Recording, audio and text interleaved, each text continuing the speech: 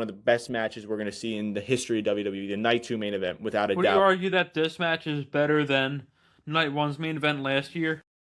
I think that's very interesting. I think it's because I think it might be because you don't have the Paul Heyman angle in this because Paul Heyman was a big part of the matchup Yeah. last year, who he was going to align with, obviously Seth Rollins. But now it's just these two guys who are both Paul Heyman guys, one who had a longer reign than another. Both you have CM Punk saying, "Oh, you stole my style. I'm proud of you," like insulting Roman Reigns. This is interpersonal, and it deserves to be the Night 2 main event. And I think it's better than Night 1's because it's for it. You add the championship onto that.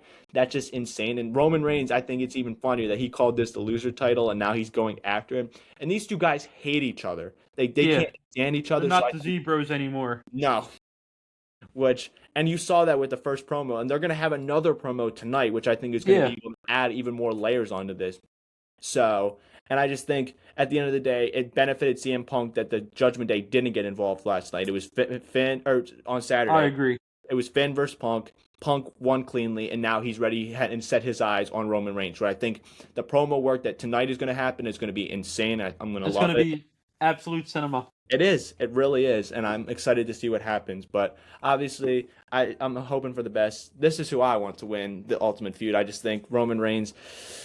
I'm a big Roman guy. So, but we'll talk about it. Have you ever had like a Seth Roman feud, like for one-on-one without any other people in it? Because I think that's what's supposed to be. I think that was originally what's supposed to be either Night 1 or Night 2's main event if Seth didn't get hurt. I think that was what's supposed to happen because Roman winning it and stuff like that. Or maybe Braun versus Seth. But yeah. So going back to the championship matches or anything else you want to talk about for Punk or Balor's side? No, it was a good match overall. I think the Belfast match was better.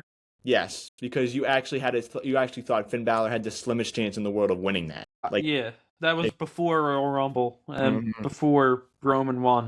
So, but before we talk about the main event, obviously the crate has been open and it was revealed as former AEW Chicago native Danhausen. Actually, Detroit native. Because he's Detroit. I thought someone said Chicago. I don't know. Okay. But I like the segment. He's gonna be like his ceiling is Santino Marella style, and his floor is kind of like that egg thing back in like the 90s. Yeah, like people were calling this like the gobbledygooper, like yeah. So that's his floor, but his ceiling could be Santino Marella. Yeah, I think at the end of the day, I don't know too much about him. I just know that he had some good work in AEW. He also hasn't been in AEW for the past 2 years. I think he got injured and then he has to be released, and then they extended his contract. I think I don't mind him. I just don't like. I hear a lot of people saying this, and I 100% agree with this. The execution of this was terrible. They promoted this way too much, and they made fans' expectations through the roof just for this to be this. I know.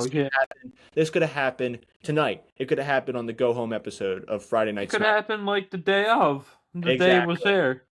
Yeah. But I guess this was the day's like contract expired. And WWE thinks any way of doing something surprises like this is a good way of promoting things, and it's just maybe you could have introduced the crate tonight and then open it, or introduce the crate at Elimination Chamber and then open it tonight. Exactly. I think they dragged this out too much. They had it on Raw, they had it on SmackDown. Like they made it this big deal and stuff like that. And no offense to Danhausen, he's not that big enough of a deal to get this much promotion over the weeks on time. And he's at the point at this in the, like you said, the highest he's going to be is a comedy character. He's going to be around this.